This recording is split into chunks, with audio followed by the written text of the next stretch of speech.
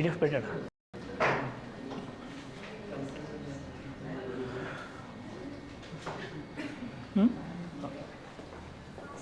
Yeah. Shall we start? Good afternoon, good evening. Yeah. Open.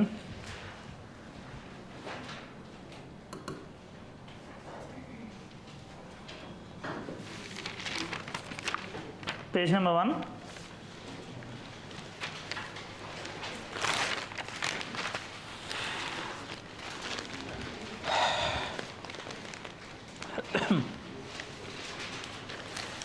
See, third article. NIA arrests aid of suicide bomber in blast case.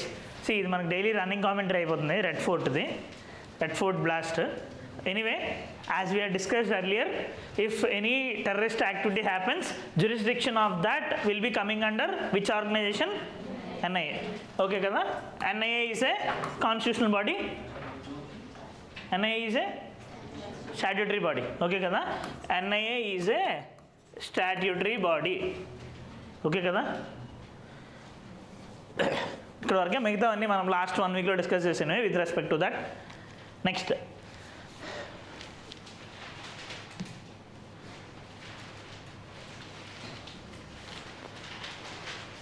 In the same page అక్కడే 3 killed, several feared, trapped after UP quarry collapses.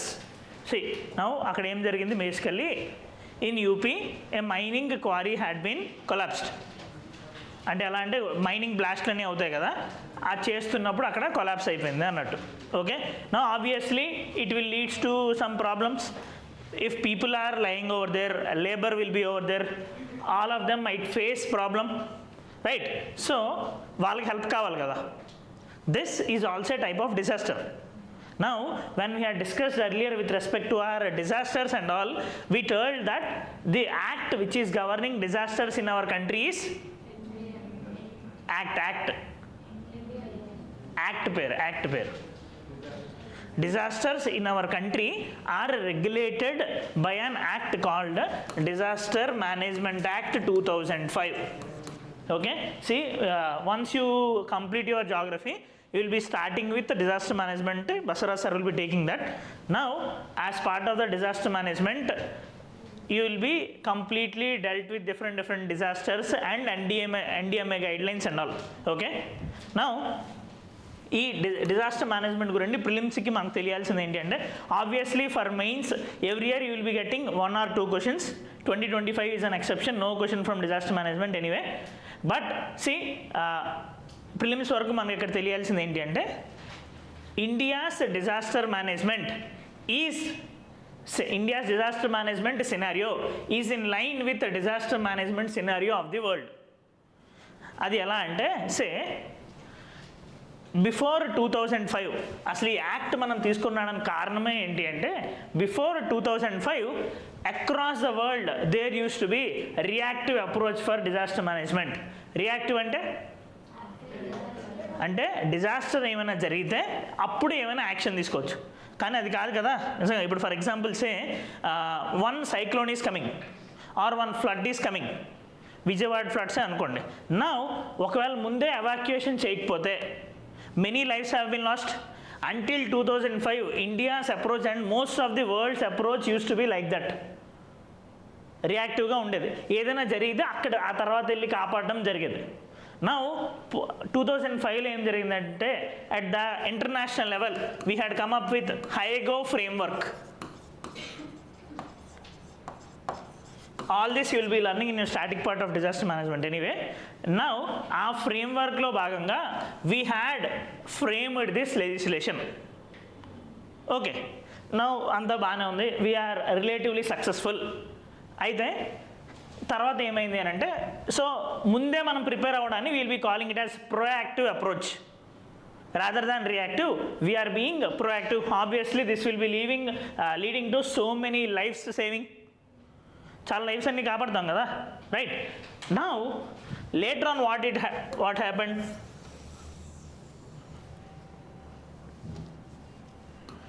2015లో ఏం జరిగిందంటే we had successfully went through this all disaster proactiveness and all.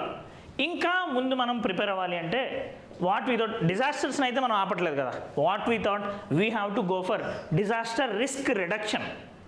అంటే disasters జరిగితే దాని నుండి వచ్చే రిస్క్ని మనం తగ్గించుకోవాలి. For example to say earthquake ఉంది, అర్త్క్వేక్ని మనం ఆపగలమా? ఆబ్వియస్గా మన చేతిలో లేదు. ఓన్లీ డ్యామ్స్ ఇండ్యూస్డ్ అర్త్క్వేక్స్ ఒకటే మనం ఏమైనా చేంజ్ చేయగలం, అది కూడా మన చేతిలో జనరల్గా ఉండదు. Earthquakes most of the times న్యాచురలే. డ్యామ్స్ వల్ల కానీ ఏమైనా కొంచెం సీస్మిక్ జోన్లోని డ్యామ్స్ కట్టారనుకోండి, సరిగ్గా చూసుకోకుండా, ఈ క్లాసిఫికేషన్ సరిగ్గా చేయకుండా అక్కడ డ్యామ్స్ కడితే ఏదైనా చిన్న గ్లిచ్ వచ్చినా సరే పడిపోవడానికి స్కోప్ ఉంది, దానివల్ల అర్త్క్వేక్ రావచ్చు. అది ఒక్కటి తప్ప మిగిలిన మోస్ట్ ఆఫ్ ది కేసెస్ ఈ పెసిఫిక్ రింగ్లో అయినా ఎక్కడైనా సరే న్యాచురల్గానే ఉంటాయి. అర్త్క్వేక్ని మనం ఆపలేం, but at least we can reduce the risk from the earthquake. ఎలా చేయొచ్చు? For example to say if we are constructing buildings, ఆ బిల్డింగ్స్ కన్స్ట్రక్షన్లోని if we are adding a factor called sway factor అనేది ఒకటి ఉంటుంది. అంటే ఫర్ ఎగ్జాంపుల్ ఇప్పుడు బిల్డింగ్స్ మనం కడుతున్నాం కదా, ఆ బిల్డింగ్స్ కంటే ఇప్పుడు Japan is highly prone to earthquakes, మీకు ఐడియా ఉంటాయి. నౌ అన్ని ఎర్త్క్వేక్స్ వచ్చినా సరే జపాన్ ఎందుకు డైజెస్ట్ చేసుకోగలుగుతుంది అని అంటే in all the construction of their buildings they are adding this sway factor. అంటే ఎర్త్క్వేక్స్ వచ్చినా సరే రెసిస్టెన్స్ అయ్యేలాగా కాంపోనెంట్ అది. ఇది మరి డిజాస్టర్ రిస్క్ని తగ్గించినట్టే కదా, డిజాస్టర్స్ అయితే మనం ఆపలేం. Okay, so not only in this, say for example flooding వస్తుంది. If we are constructing coastal embankments, retaining walls, ఆ రిస్క్ అంతా తగ్గించవచ్చు కదా. డిజాస్టర్ని అయితే ఆపలేము కానీ రిస్క్ని తగ్గించవచ్చు. So India started working on it. Now world wide ఏంటంటే if we are spending ₹1 on disaster risk reduction, it will save our self ₹9. ₹1 disaster risk ఖర్చు పెడితే ₹9 కాపాడవచ్చు. ఎందుకంటే ఇప్పుడు ఫర్ ఎగ్జాంపుల్ అది లేదనుకోండి, ఇవన్నీ వచ్చి అన్నీ ఎఫెక్ట్ అవుతాయి. Now how this is being governed అంటే ఈ 2005 నుండి 15 వరకు జరిగింది కదా. In 15 again international level we got a framework called Sendai framework on disaster risk reduction. Sendai framework on disaster risk reduction. Now ఈ సెండై ఫ్రేమ్వర్క్ని బేస్ చేసుకొని we had made amendments to our disaster management act and currently India's approach is also to reduce disaster risk reduction, go for disaster risk reduction. అర్థమైంది కదా? ఇది overall approach of India with respect to disaster management and all. In your classes you will be knowing further in detail. Now ఇంకొకటి కూడా India ఏం చేస్తుంది అని అంటే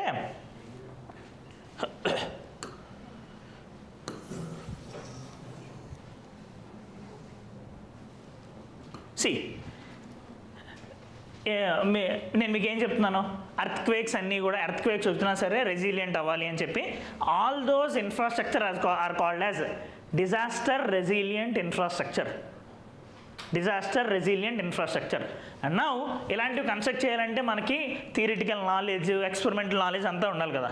so what government had done, ఎలా అయితే క్లైమేట్ చేంజ్ని ఆపడానికి we are having UNFCCC to stop these type of disasters or reduce the disaster risks. India had taken the initiative and formed an organization in 2021 called as Coalition for Disaster Resilience Infrastructure. అంటే ఎలాగ ఒక UNFCCC మనకి ఈ climate చేంజ్లో work చేస్తుందో, sites wild life ట్రేడ్లో work చేస్తుందో, similarly this CDRI will be working for disaster resilient infrastructure. Okay, ఇది కూడా ఇండియానే lead తీసుకుంది. The head quarters of CDRI is also located in Gurugram in India only. Okay, ఎక్కడుంది Gurugram? Haryana, right? Okay కదా. Now ఇప్పుడు చూడండి, ఈ article చూడండి. As I mentioned in India మనం ఎక్కడ స్టార్ట్ చేసాం, disaster management act 2005, that is the main governing legislation. ఈ అన్ని సెటప్ అంతా మన బ్యాక్గ్రౌండ్ డిజాస్టర్స్ హ్యాండిల్ చేయడానికి. Now this disaster management act, as I mentioned in my earlier classes also, disaster management act also created 3 more organs. In fact ఏం చేసిందంటే ఈ disasters అన్నిటిని handle చేయడానికి it had created national disaster management authority, state disaster management authority, district disaster management authority. వీటికి funding ఇవ్వడానికి it had created national disaster response fund, state disaster response fund. Human రిసోర్సెస్ని provide చేయడానికి it had created national disaster response force, state disaster response force. అంటే ఎలా అయితే law and order handle చేయడానికి మనకు state police ఉన్నారో, డిజాస్టర్స్ని హ్యాండిల్ చేయడానికి will be having NDRF and SDRF. న్యూస్లో వస్తుంది ఎన్డీఆర్ఎఫ్ దళాలు, ఎస్డీఆర్ఎఫ్ దళాలు వచ్చాయని చెప్పి. Right, that is the case. ఇక్కడ అదే మెన్షన్ చేస్తుంది చూడండి. NDRF and SDRF teams assist rescue operations, first లైన్లో. Okay, see one more thing, కొంతమంది ఎక్స్ప్రెషన్స్ నాకు అర్థమవుతున్నాయి. If you are listening the topic for the very first time, obviously you might feel somewhat problematic, but ఇది కొంచెం ఇబ్బంది. కాకపోతే ఇందులో ఉండే మంచి ఏంటి అని అంటే, ఒకసారి వినేసిన తర్వాత అది సెకండ్ టైం బాగానే ఉంటుంది, అంతే కదా. తెలియనంత వరకు ఏదైనా ప్రాబ్లం, తెలిసిన తర్వాత ఇంకేం ప్రాబ్లం లేదు, అంతే కదా. నెక్స్ట్ థింగ్ ఏంటి అంటే, current affairs as a thing is just made as an herculean task. బయటికి చూపించడానికి హర్క్యులియన్ టాస్క్గా చేశారు, కానీ ఇన్ రియాలిటీ అది హర్క్యులియన్ టాస్క్ కాదు. మీరే చూడండి, 1 month ఆర్ 2 months నుండి నన్ను ఫాలో అవుతున్న వాళ్ళకి మోస్ట్ ఆఫ్ ద థింగ్స్ రిపిటేటివ్గానే ఉంటాయి. We are building 1/1. సో ఒకవేళ ఇదే మీరు ఫస్ట్ టైం విన్నారనుకోండి, మళ్ళీ ఇదే వస్తుంది, మారిపో కదే విన్నావు.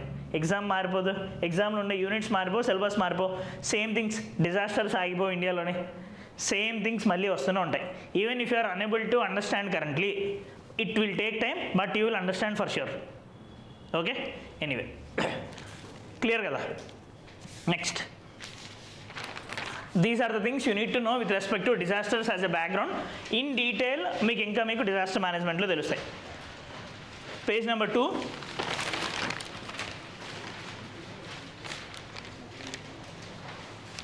Yeah, see this. In our GS3 economy, we had a topic called infrastructure. Infrastructure అంటే ఏంటి అర్థం? Roadways, railways and all. You are talking about physical infrastructure anyway. అంతే కదా, physical infrastructure మీరు మాట్లాడుతుంది. There is digital infrastructure and all. But anyway, physical infrastructure like roadways, railways and all will be helping in growth of the economy. Now, earlier pre-1991 infrastructure మొత్తం అన్నింటినీ కూడా, ఈ building కూడా infrastructure కదా, all these infrastructure would be constructed generally by గవర్నమెంట్సే కదా కడతాయి. మీరు ఎవరని చెప్పారు? ఆర్బీఐ అన్నట్టు వినపడింది. Anyway, okay, yeah, anyway governments will be constructing. Now 1991 టైంకి and due to many scenarios ఏం అర్థమైందనంటే, governments alone cannot construct this. First thing, they do not have funds. Second thing is, there is a problem of quality. దానికి ఏం చేసామనంటే మనం, we had devised a thing called public private partnership. అంటే since government lacks expertise, governments lacked technical knowledge, governments lack funds, దీన్ని solve చేయడానికి we had come up with public private partnership. Private sector నుండి energy వస్తుంది, funds వస్తాయి, technical knowledge వస్తాయి, దానివల్ల ఇంకా బెటర్గా మనం క్రియేట్ చేయొచ్చు. సో టెండర్స్ని పిలిచి ఈ రోడ్డు వేయడానికి, ఈ ఎయిర్పోర్ట్ కట్టడానికి, ఈ పోర్ట్ కట్టడానికి we can invite private projects అని చెప్పి అనుకున్నాం. ఆ ఐడియా నుండి వచ్చింది ఏంటి అంటే పబ్లిక్ ప్రైవేట్ పార్ట్నర్షిప్. ఓకే, అంటే పబ్లిక్ అంటే గవర్నమెంట్ ఉంటుంది, ప్రైవేట్ పీపుల్ కూడా ఉంటారు. Both of them will be together doing. అంటే maybe some might be government money ఇచ్చి వాళ్ళని కట్టమనొచ్చు, లేదా వాళ్ళే మొత్తం అంతా మనీ యూజ్ చేసి వాళ్ళే కన్స్ట్రక్ట్ చేసి తర్వాత టోల్ గేట్ పెట్టి కలెక్ట్ చేసుకోవచ్చు. సో డిఫరెంట్ మెకానిజమ్స్ ఉంటాయి. For each type of PPP model we have different name. Earlier నేను చెప్పాను, for example we have build operate transfer model, build own operate transfer model, hybrid annuity model, engineering procurement construction model, different models ఉన్నాయి. ఇవన్నీ మీకు ఎకానమీలో వస్తాయి, infrastructure పీపీపీలో. Right, now ఇప్పుడు అక్కడ ఉన్న న్యూస్ చదవండి. ఇది దాని బ్యాక్గ్రౌండ్ అయితే, Hyderabad metro rail expansion hits a wall of clearances and delays. And second పారాలో మీరు చూస్తే బ్రాకెట్లోని you will be seeing concessionary agreement CA, concessionary agreement between LNT and the state government. అనిపించిందా? ఓకే, నౌ సి ఇప్పుడు పిపిపి అంటున్నాం కదా, Hyderabad's metro rail is a different case actually. ఏం జరిగిందనంటే obviously post 1991 many constructions, many infrastructure projects in India would be dealt in PPP format. Public private ఇద్దరు కలిసే చేయాలి, funds కోసం కానీ టెక్నాలజీ కోసం కానీ. Similarly Delhi metro, Cochin metro all had done in the same manner. Hyderabad metro కూడా అట్లానే జరిగింది. But one thing we have to accept is that all these metros are running in loss. Hyderabad metro కూడా అట్లానే ఉంది. Telangana government has a plan to increase this, expand this metro phase 2 చేద్దామని అనుకుంటున్నారు. Old city, airport వరకు different areas expand చేద్దాం అనుకుంటున్నారు. But the main private player LNT is not ready for that. LNT ఏదైతే phase 1 construct చేసిందో వాళ్ళు రెడీగా లేరు. LNT is a private company, public ప్రైవేట్లో వీళ్ళు సెకండ్ పీఈలు. నౌ గవర్నమెంట్ రేవంత్ రెడ్డి గారు గవర్నమెంట్ ఏం చేసిందంటే they had bought that from them. ఇంకా అది గవర్నమెంట్ ప్రాజెక్ట్ కింద అయిపోయింది. అక్కడ ఇంకా పీపీపీ లేదు, ఓన్లీ 2 పీలు మాత్రమే ఉన్నాయి. ఓకే, ఓన్లీ పబ్లిక్ మాత్రమే ఉంది. That is an asset of us currently, not asset of the private companies. అయితే ఇదంతా పక్కన పెట్టండి, దాని బ్యాక్గ్రౌండ్ అది. Now if in a project public and private are involved, ఎవరు ఏం చేయాలి, ఎవరు ఎంత డబ్బులు పెట్టాలి, ఎవరు రూల్స్ ఏంటి, ఎవరు ఆపరేట్ చేయాలి, ఏదైనా ప్రాబ్లం వస్తే ఎవరిది పూచి, ఇవన్నీ తెలియాలి కదా. ఇద్దరు పార్టీస్ ఉన్నారంటే ఆబ్వియస్లీ తెలియాలి కదా. ఇలాగా మెన్షన్ చేస్తుండే అగ్రిమెంట్ని ఈ కన్సెషనరీ అగ్రిమెంట్ అంటాం. Okay, this is an previous year question of 2023 మెయిన్స్లోనే కన్సెషనరీ అగ్రిమెంట్ అంటే ఏంటి అని. And in earlier 2018 mains also they had asked the same thing. Okay, concessionary agreement అంటే ఏంటి? ఇప్పుడు నార్మల్గా details of agreement between the government and the private people మొత్తం అన్నీ ఉంటాయి. What are the duties and responsibilities of the government, duties and responsibilities of the private sector మొత్తం అన్నీ కూడా మెన్షన్ చేసి ఉంటాయి. ఓకే, అర్థమైంది కదా కన్సెషనరీ అగ్రిమెంట్ అంటే. నౌ ప్రాబ్లం ఎక్కడ వచ్చిందంటే India do not have a tailored approach to PPPs. అంటే మొత్తం ఏ సెక్టార్లో పీపీపీ అయినా సరే సేమ్ మోడల్ కన్సెషనరీ అగ్రిమెంట్ ఉంటుంది మనకి. మోడల్ కన్సెషనరీ అగ్రిమెంట్ అంటే ఒక శాంపిల్ కన్సెషన్ అగ్రిమెంట్ ఉంటుంది. దీంట్లో ఇప్పుడు రోడ్వేస్లో అయినా, రైల్వేస్లో అయినా, వాటర్వేస్లో అయినా, ఎయిర్పోర్ట్స్లో అయినా మొత్తం అన్నింటిలోని ప్రైవేట్ గవర్నమెంట్ కూర్చునేటప్పుడు దీన్ని ముందు పెట్టుకొని మార్చుకుంటాం. బట్ డిఫరెంట్ కేసెస్లో డిఫరెంట్ అగ్రిమెంట్స్ ఉండొచ్చు కదా. But India follows one size fits all approach. That is problematic thing. And in fact ఈ లాసెస్ డిఫరెంట్ పీపీపీ ప్రాజెక్ట్స్లో లాసెస్ ఉండడానికి కారణం కూడా అదే. Because our agreement making is not in a proper format. అర్థమైందా? Model concession అగ్రిమెంట్లో issue అనేది ఉంది. So government ఏం చేసిందంటే to solve all this government had formed a committee. ఏం చేయాలి, ఇలాగే పీపీపీ అనుకున్నాము, కొన్ని దగ్గర సక్సెస్ అయింది కానీ చాలా దగ్గర ఫెయిల్ అయింది. What we have to do అని చెప్పి government formed a committee under a person called Kelkar. Is a great economist actually. Kelkar పేరు వినుంటారు, ఎకానమీలో చాలాసార్లు వినుంటారు. This Kelkar committee had given number of recommendations. ఆయన చెప్పాడు ఈ మోడల్ కన్సెషన్ అగ్రిమెంట్ని టైలర్ మేడ్ చేయండి, వన్ సైజ్ ఫిట్స్ ఆల్ వద్దు. And the one of the main recommendation what he had suggested, see for sure you will be getting a question on PPP. PPP గురించి question వచ్చినప్పుడు you have to quote Kelkar committee recommendations. PPP గురించి మనకున్న only committee Kelkar. And later on Niti Aayog కూడా కొన్ని recommendations ఇచ్చింది. And Niti Aayog also quoted this Kelkar only. Okay, now ఈ కేల్కర్ ఏం చెప్తాడంటే government should first of all form a PPPAC, public private partnership appraisal committee. అంటే if any government wants to go for public private partnership వాళ్ళు ఏం చేయాలంటే, appraisal అంటే ఏంటి?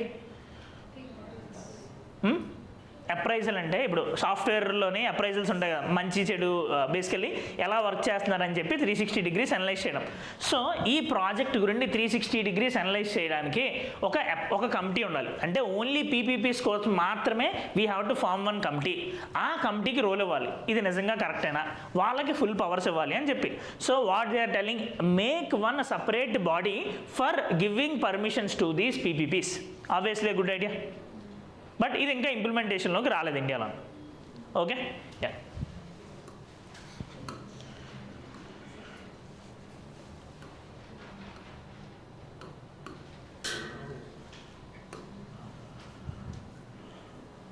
Yeah, as I mentioned, concessionary agreement, it is a legal contract between the public entity and the private party for the development and operation of a project such as a road, port or airport. Basically, okay, agreement. అర్థమైంది కదా, PPP అర్థమైందా?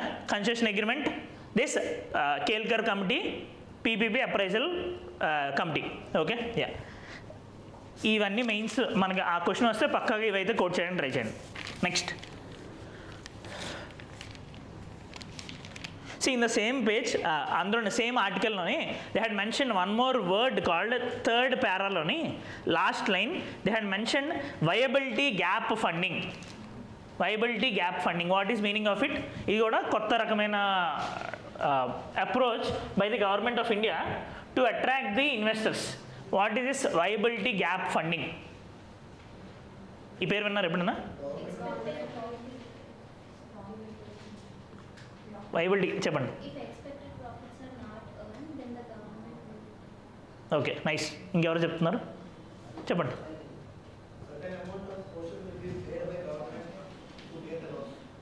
Okay, fine. Anyway, of course దాని essence అయితే మీకు అర్థమవుతుంది.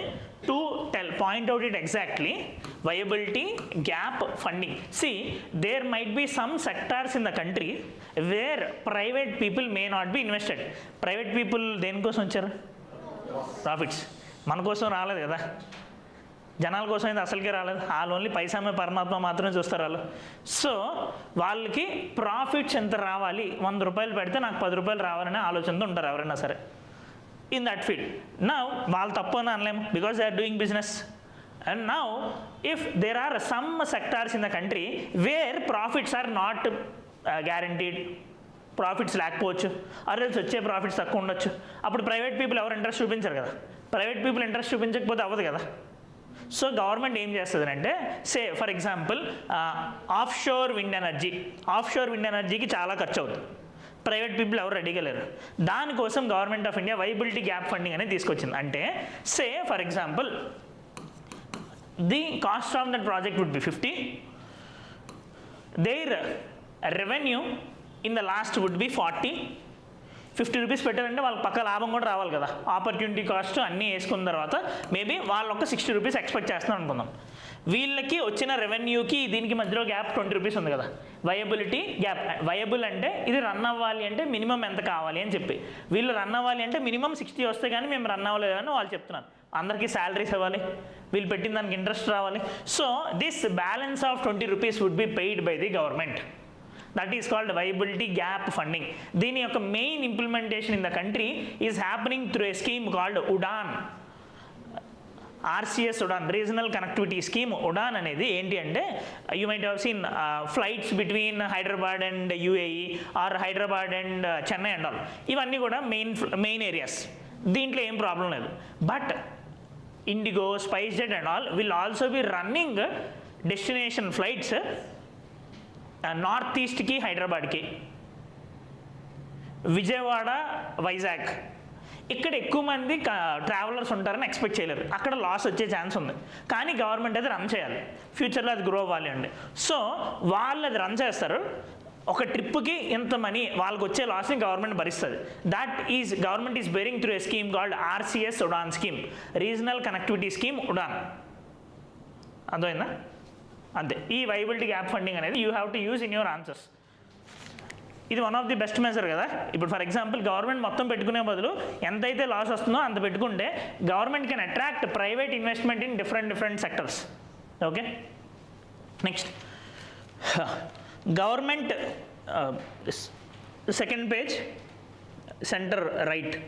Government poses $1.9 billion worth infra projects to ADB, seeks funds. Page number 2లోనే see ADB. In your economy you might have heard about multilateral financial institutions. Multilateral financial institutions అంటే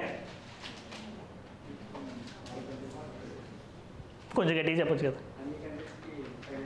Yeah, basically financial institutions means they will be dealing with financial work, giving loans and all. Multilateral, they will be giving funds to different countries, not to specific countries and all. Now ee multilateral financial institutions in the world etla divide ayyante pre 1980, post 1980. Pre 1980 institutions anni kuda World Bank, IMF, ADB. Okay, these have been dominated by the West. These two are called as Bretton Woods institutions. Bretton Woods twins అని కూడా అంటారు. Okay, 1945లో రెండు బాగున్నాయి. IMF, you might be knowing, mainly will be dealing with balance of payment crisis in the world. World Bank will be giving loans, technical assistance and all. Same ఎట్లానే same as World Bank, ADB, Asian Development Bank, has also been formed in 1966 with its headquarters in Manila, Philippines. కారణం ఏంటంటే, as the word mentioned, Asian Development Bank, mainly to cater to the developmental needs of Asia. Asia యొక్క development కోసం అని చెప్పి form అయింది. In it there are around 66 countries, some 66 to 70 subject to correction. Okay, Asian development bank దానికోసం వచ్చింది. దీని దగ్గరికి వద్దాం. మన న్యూస్ ఏడీబీ గురించి ఇక్కడ మళ్ళీ వచ్చే ముందు, now main problem with these institutions is that they or west dominated. They will be giving funds with conditions. వాళ్ళు చెప్పిన పనులు చేస్తేనే వాళ్ళు ఫండింగ్ అనేది ఇస్తారు. ఇంకా సోవరెంటీ ఎక్కడ ఉంది? సోవరెంటీ లేదు కదా. సే కండిషనాలిటీస్ ఆఫ్ IMF, మనం తీసుకున్న ఎన్నో మెజర్స్కి కారణం IMF దగ్గర మనము తీసుకున్న లోన్, ఎక్స్టెండెడ్ ఫండ్ ఫ్రేమ్వర్క్ కింద ఇండియన్ గవర్నమెంట్ ఏదైతే లోన్ తీసుకుందో దాని మీద మనకి ఎన్నో కండిషన్స్ పెట్టారు. Now they are putting lot of conditions. ఇలా కాదు అని చెప్పి eastern bloc has created number of banks. Say we had first Asian Infrastructure Investment Bank, a New Development Bank, nothing but BRICS Bank. ఇలాంటివన్నీ create చేశారు. This is relatively helping towards eastern right ఎకానమీలోనే. మీరు ఇంకా దీని యొక్క challenges ఇవన్నీ మీరు further చూస్తారు. బట్ ఇప్పుడు మన న్యూస్ ఏంటి అని అంటే, Telangana government is trying to take support from Asian development Bank. ఇప్పుడు మనకి ఎగ్జామ్కి ఏషియన్ డెవలప్మెంట్ బ్యాంక్ అంటే ఏంటో తెలియాలి. If you look in to PYQs of economy prelims, for sure every year you will be getting a question with respect to these financial institutions. Okay, 1995లో మనకి WTO కూడా వచ్చింది. వీటన్నిటిని we will be getting 1 or 2 questions annually. Now what is this ADB and all? As I mentioned, this is established in 1966, headquartered in Manila, Philippines. ఇవన్నీ కూడా తెలియాలి, micro details. Regional development bank, mainly for the Asian region. It provides loans. Confuse అవ్వద్దు, these World Bank, ADB and all only loans మాత్రమే ఇవ్వడమే కాదు. ఇప్పుడు ఒకళ్ళు మనం లోన్ ఇస్తున్నప్పుడు వాళ్ళు సరిగ్గా పర్ఫామ్ చేయకపోతే ఈ లోన్ వెనక్కి రాదుగా, వీళ్ళకే లాస్ కదా. So what they will be giving? They will be also giving technical assistance, training, capacity building also. World bank will also be doing the same things. IMF ఇవేం చేయదు. IMF ఓన్లీ పైసామే పరమాత్మ. Okay, now this ADB has 69 members. Remember, పేరుకి Asian development bank అని. Countries in this, members in this are not restricted to Asian region. ఇది కూడా previous year question. ఓన్లీ ఏషియాలో ఉండే మెంబర్స్ మాత్రమే ఉంటారా అని చెప్పి. No, 50 are from Asia and Pacific and 19 from outside. And in fact one of the highest share holder is USA. One of the highest కాదు, the largest share holder is USA Asian country కాదు కదా, right? So దీంట్లో చాలా dominance Japan ఉంటుంది. ఎంత dominance అంటే, ఇప్పుడు వరకు ADB చైర్మన్ ఉంటారుగా, ప్రతి పర్సన్, ఈవెన్ కరెంట్ పర్సన్ కూడా జాపనీస్ పర్సనే. From 1966 to current every chairman is from Japan. దానికి కారణం కూడా ఏంటి అని అంటే, మీకు మరి వరల్డ్ బ్యాంక్, IMF గురించి చెప్పినప్పుడు దాని ఓటింగ్ షేర్, అక్కడ పాలిటిక్స్ మీకు ఐడియా ఉండుంటే, డెసిషన్ తీసుకోవడానికి 26%, 25% ఓటింగ్ రైట్స్ ఉండాలి. జపాన్ అండ్ USA కలిపే టుగెదర్ దే కాంట్రిబ్యూట్ 31%. ఇప్పుడు ఏదైనా డెసిషన్ వీళ్ళు ఆపేయచ్చు కదా మరి. సో వాళ్ళు ఏం చెప్తే అదే జరుగుతుంది. Third major share holder is China 6.429, India 6.317, next Australia 5.773. Okay, now ఎవరిది ఎంత షేర్ హోల్డర్, ఎంత ఓటింగ్ రేట్ అనేది ఎలా తెలుస్తుంది అని అంటే based on their capital contributions. అంటే ఆ ఏడీబీ ఫండ్కి ఎవరు ఎక్కువ ఫండింగ్ ఇస్తే, కాంట్రిబ్యూషన్ ఇస్తే వాళ్ళకి ఎక్కువ షేర్ ఉంటుంది. So USA and Japan shared equally, first and second position, China third, India fourth and Australia fifth. Okay, now ఇప్పుడు న్యూస్ ఏంటి అంటే తెలంగాణ గవర్నమెంట్ ఇన్ఫ్రాస్ట్రక్చర్ డెవలప్మెంట్ కోసం అని చెప్పి they are asking funds from ADB. మరి ఏడీబీ ఎలా ఇస్తుందా అంటే obviously it will be giving. In fact this year in February government of India had kept a new scheme in the budget called as urban challenge fund. 1 lakh crores urban challenge fund కింద government of India పెట్టింది to improve the metros, regional rapid transport systems and other infrastructure in the country. Now ఆ 1 lakh crore most of the fund will be getting from ADB. అంటే ADB నుండి డబ్బులు తీసుకొని స్టేట్స్కి ఇస్తారు. So basically it is an infrastructure initiative. So ADB దగ్గర నుండి ఆ డబ్బులు తీసుకోవాలి అని చెప్పి రేవంత్ రెడ్డి గారి గవర్నమెంట్ ట్రై చేస్తుంది. అర్థమైంది కదా link? Okay, this urban challenge fund we had announced in this 2025-26 budget 1 lakh crore. ఇందులోని ఏడీబీ 5 years వరకు ఇన్వెస్ట్ చేద్దామని చెప్పి అనుకుంటుంది. యా, ఓకే, క్లియర్ కదా? Next, see again I'm telling these bodies are very much important for prelims. Okay, all these are low hanging fruits in the exam, but many won't be taking the care. Next, page number 4.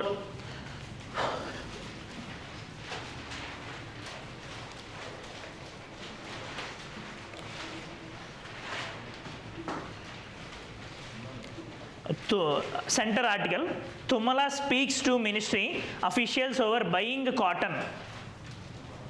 Of course, ఆయన agriculture minister, ఆయన అవే మాట్లాడుతుంటాడు, మనకు అదంతా సంబంధం లేదు.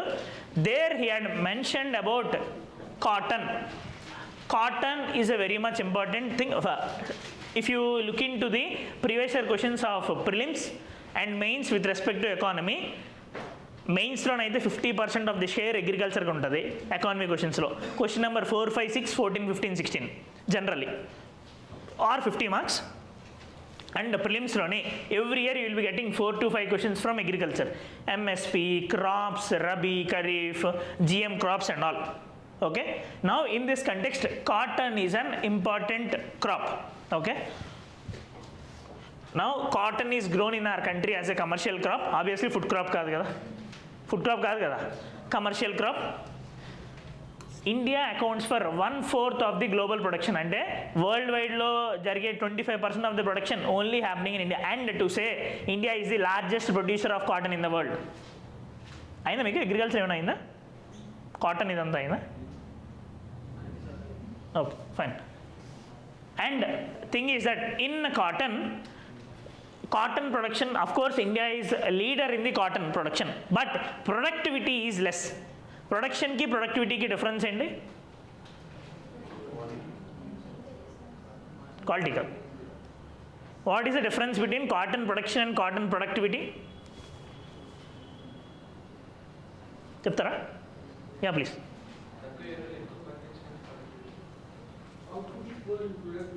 Yeah, now ఏం జరుగుతుందంటే since we are growing cotton on more number of acres, మనకి మోర్ ప్రొడక్షన్ వస్తుంది. కానీ పర్ యాకర్ చూస్తే India's production is not high compared to other countries. Per acre ఎంత ప్రొడ్యూస్ చేస్తున్నాం అనేది ప్రొడక్టివిటీ. మనం ఎక్కువ ఏరియాలో పండిస్తున్నాం కాబట్టి ఎక్కువ ప్రొడక్షన్ వస్తుంది. అలా కాకుండా తక్కువ ఏరియాలో కూడా మనం ఎక్కువ పండించగలిగితే we can say as productivity is high. But India's cotton productivity is not as high as western and advanced economies. Okay, so దానికి one of the main reason ఏంటి అంటే ఇండియన్ ఆబ్వియస్గా క్రాప్కి వాటర్ కావాలి కదా. 2/3 of the cotton production is in rain-fed areas. Only 1/3 of area is in irrigated areas. Difference ఏంటి rain-fed కి irrigated కి? Rain-fed అంటే water supply to that land is dependent only on rains. వర్షం పడితే పండుతుంది, లేదంటే లేదు. ఇన్ ఇరిగేషన్ మనకి canal irrigation, ground water irrigation, tank irrigation, ఇవన్నీ కూడా వచ్చిన వాటర్ మనం స్టోర్ చేసి artificial supply of water to the land జరుగుతుంది. In fact irrigation itself is called as artificial supply of water at regular intervals as per the need. అది కదా కావాలి మనకి. పంట ఇప్పుడు వేసినప్పుడు 2 నెలల తర్వాత 2 నెలల ముందు వాటర్ వస్తాయి కాదు కదా, రైట్? సో ఇఫ్ కరెక్ట్ టైంకి మనం వాటర్ సప్లై చేయగలిగితే obviously cotton production will be more. And to grow cotton we need hot and sunny climate with long frost free period. అంటే ఎక్కువ కోల్డ్ ఉండే ఏరియాస్లో ఇది సరిగ్గా పండదు, అంతే కదా మరి. ఫ్రాస్ట్ ఫ్రీగా ఉండాలి. Warm and humid climatic conditions. It will be better grown in well drained deep alluvial soils. Soils chapter అయిందా జాగ్రఫీలో? Okay. Well drained deep alluvial soils and black cotton సాయిల్స్లో ఇది ఎక్కువ గ్రో అవుతుంది. That's why will be having more cotton production in Maharashtra region, UP belt, West Bengal belt and all. Okay. Now to say, as I mentioned, India is the largest producer, China is the second largest, USA is the third largest. ఇవి కూడా చాలా important ఎగ్జామ్కి. And further in India, if you know, 90% of India's cotton production is not happening through natural cotton. అంటే normal cotton కాదు, traditional cotton కాదు. BT cotton occupies 90% of India's cotton production. BT అంటే ఏంటి? ఇవన్నీ will be seeing in science and technology GM క్రాప్స్లో. Okay. బేసికల్గా cotton ప్రొడక్షన్ని పెంచడానికి అండ్ కాటన్ని ఎఫెక్ట్ చేసే ఒక డిసీజ్, పింక్ బాల్వామ్ అనే ఒక డిసీజ్ కాటన్ ప్లాంట్కి రాకుండా ఉండడానికి దాని యొక్క జీన్లో మనం మాడిఫై చేస్తున్నాం, జెనెటికల్ మాడిఫికేషన్. ఓకే. దాని నుండి వచ్చింది BT cotton. 90% of India's cotton is BT cotton. Okay. Yeah. Now ఈ న్యూస్ ఏంటి ఇప్పుడు? We had seen about cotton. See, cotton farmers are facing problem in Telangana. If you know, in our earlier part of discussion we had seen MSP అనే topic మనం discuss చేసినప్పుడు we had seen only rice and wheat has mandatory open ended procurement. మిగతా ఏ క్రాప్స్కి కూడా MSP announce చేసినంత మాత్రాన procurement అనేది జరగదు. So what is the way forward? Way forward ఏంటి అంటే exclusively only for cotton. Only for cotton way forward ఏంటి అంటే there is a organization called Cotton Corporation of India. See, obviously MSP అనేది ఏంటి? It is a floor price కదా. That is the bare minimum government must pay to a farmer. ప్రతిసారి government తీసుకోవడం లేదు. This will be also setting the floor for market produce, market ప్రైస్కి కూడా. ఒక farmer వెళ్ళి మార్కెట్కి వెళ్ళి అతని ప్రోడక్ట్ని ఎంఎస్పీ కన్నా ఎక్కువగా అమ్మగలుగుతున్నాడు అనుకోండి, గవర్నమెంట్ ఉండాల్సిన అవసరం లేదు కదా. ఒకవేళ ఎంఎస్పీ కన్నా ఎక్కువ అమ్మలేకపోతే, ఎంఎస్పీ కన్నా తక్కువ రేట్ ఉంటే అప్పుడు గవర్నమెంట్ వస్తుంది. Say for example in the case of cotton, if farmers are not getting product value at the rate of MSP, cotton corporation of India వాళ్ళ దగ్గరికి వెళ్ళి ఎంఎస్పీ దగ్గరికి ఉంటుంది. ఎంత ప్రొడ్యూస్ ఉంటే అంత ప్రొడ్యూస్ ఉంటుంది. There are no functional limits of it. That is the main role of cotton corporation of India. ఇది 2022 PYQ. Okay, cotton corporation of India గురించి. Okay. Nodal agency responsible for purchasing cotton from the farmers at the MSP whenever market prices fall below the government declared support price. అర్థమైంది కదా. So cotton corporation of India main work ఏంటి? Purchase cotton, produce if the market price of cotton falls below the MSP. Okay కదా. Yeah. Next,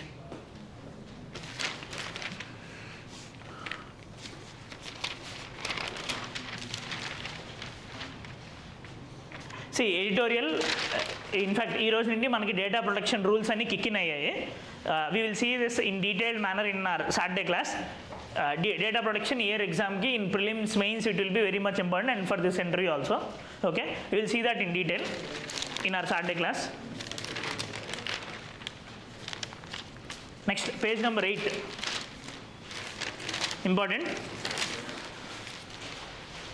left bottom, 27 lakh MG Narega's worker out of list amid e-KYC rollout. See, what is MG Narega? Mahatma Gandhi National Rural Employment Guarantee Scheme. Now, basic agenda of this ఏంటి అంటే, in rural areas of our country, which are facing the problem of disguised unemployment and unemployment, వాళ్ళకి help చేయడానికి government of India 2005లో తీసుకొచ్చిన scheme. This is a centrally sponsored scheme under the ministry of rural development. Remember, not ministry of Panchayat Raj, it is under ministry of rural development, centrally sponsored scheme. అంటే state centre ఇద్దరు కలిసి funding ఇవ్వాలి.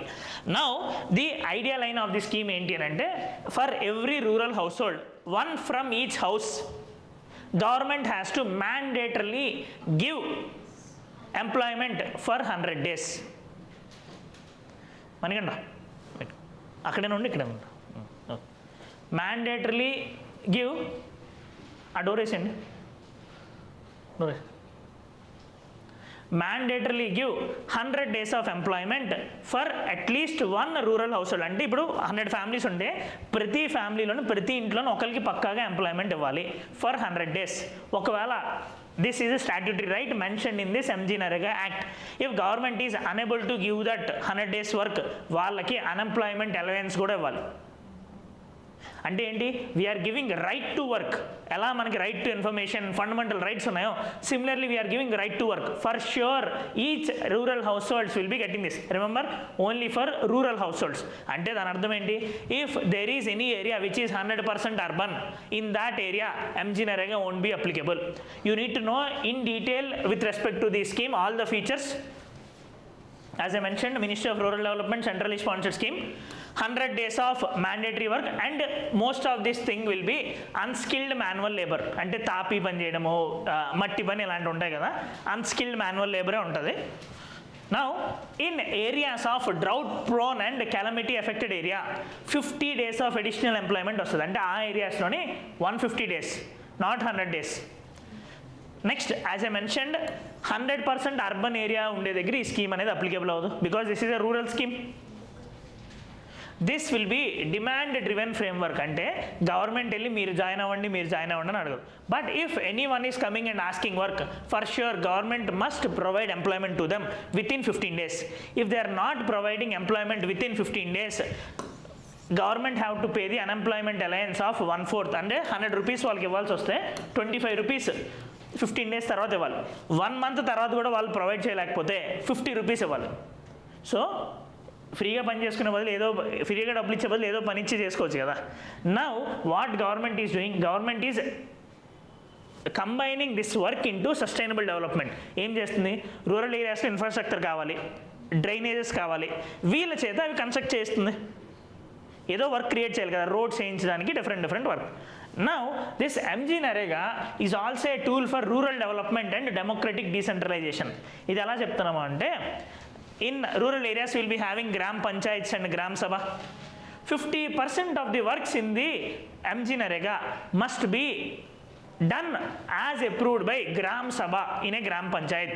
అంటే గ్రామ సభ ఏదైతే ఉంటుందో, గ్రామ సభ అంటే తెలుసు కదా, గ్రామ సభ ఏదైతే ఉంటుందో వాళ్ళు రిఫర్ చేసిన 50% వర్క్స్ మ్యాండేటరీగా చేయాలి. And social audit of these expenses is also mandatory.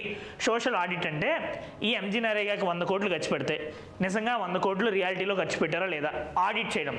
People in that area, Gram Sabha in that area will be doing the audit. ఇవన్నీ కూడా since that's why MGNREGA is a very great scheme. Covid టైంలోని అందరూ return విలేజెస్కి వెళ్ళిపోతే అక్కడ ఎంతోమందికి money revenue రావడానికి help చేసింది MGNREGA scheme. But now the news and unfortunately it is that since last 5 to 10 years in fact MGNREGA allocation funding మొత్తం తగ్గిపోయింది. ఓకే, ఇప్పుడు ఈ న్యూస్ ఏంటి అంటే, government of India had rolled out EKYC, అంటే డిజిటలైజేషన్ చేయడానికి ట్రై చేస్తుంది. దానివల్ల చాలామందికి ఆబ్వియస్గా డిఫరెంట్ రీజన్స్ వల్ల, నో యువర్ కస్టమర్ అని అంటాం కదా, KYC, చాలామందికి డ్యూ టు డిజిటల్ ఎక్స్క్లూషన్ వాళ్ళకి MGNREGA కార్డ్స్ రావట్లేదు. So this will be creating problem. And ఇంకొక ఐరనీ ఏంటి అంటే, most of these expulsions are from Andhra Pradesh. Okay, 15 lakh, yeah.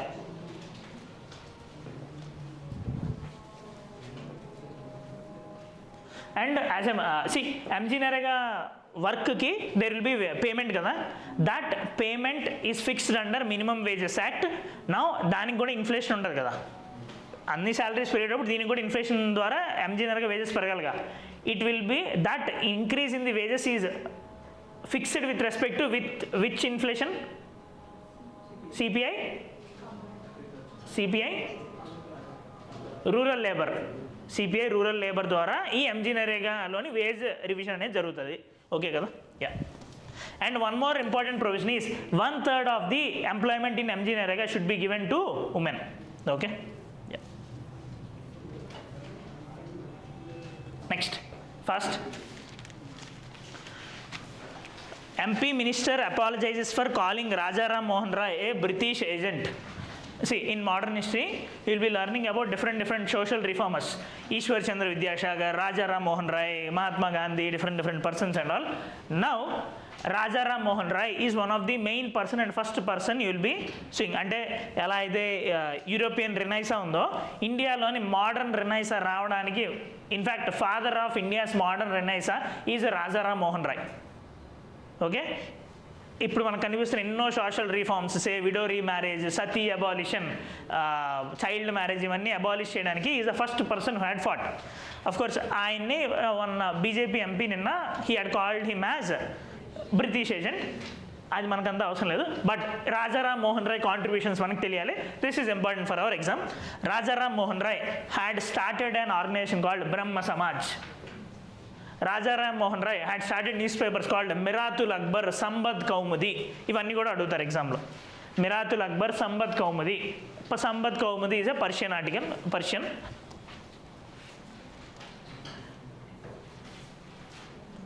Father of modern India's Renaissance. He is responsible for the act banning Sati. This is also important. Rajaram Mohan Rai loni Raja ane title ayaniki Akbar 2 icharu. Okay, that is also earlier it has been asked in many PCS. Tagore mentions him as inaugurator of modern age in India. Rabindranath Tagore will be calling him like this. Rajaram Mohan Rai is famous as a synthesizer. Western scientific నాలెడ్జ్ని, Indian spiritual నాలెడ్జ్ని combine చేస్తాడు అని చెప్పి. He always tries to intermingle them.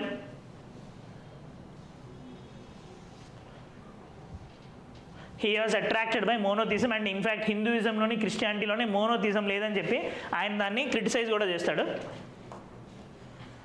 He had written a book precepts of justice. ముందు ఆత్మీయ సభ అనేది చేసి తర్వాత Brahmo Sabha, it later became Brahmo Samaj.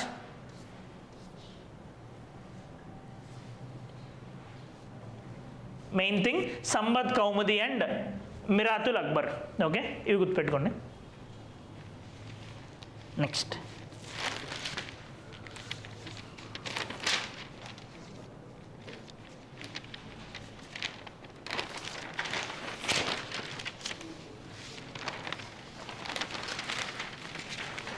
Page number 12, very important, last article. China Coast Guard ships sail through Japan administered Senkaku Islands. Senkaku Islands. See, between India and Pakistan we have Kashmir dispute kada. Right? Similarly, different areas have different disputes. With China and Japan also we have a disputed territory called Senkaku Islands. Japan వాళ్ళు దాన్ని దయావు islands అని అంటారు, China వాళ్ళని Senkaku islands అని అంటారు. Between Japan and Russia there is one more disputed territory called Kuril Islands. Okay, ఇవన్నీ previous year questions. జపాన్కి చైనాకి మధ్యలో ఉన్న డిస్ప్యూటెడ్ టెరిటరీ మీరు చూస్తే ఈస్ట్ చైనా సీ పక్కన ఆనుకొని 4 ఐలాండ్స్ ఉంటాయి. ఇన్ దట్ నౌ అందులోని one of the island is, a group of islands Senkaku group of islands అంటారు. ఫస్ట్ ఐలాండ్ పేరు Diaoyu. Okay, now that is a disputed territory between Japan and China. దానికి కారణం ఏంటో మీకు హ్యాండ్అవుట్లో ఉంది, అదొకసారి చూడండి. And further between Russia and Japan it is Kuril islands. Okay కదా, విల్ మీట్ టుమారో. రేపు విష్ణు సార్ తీసుకుంటారు class. I will come day after. Thank you.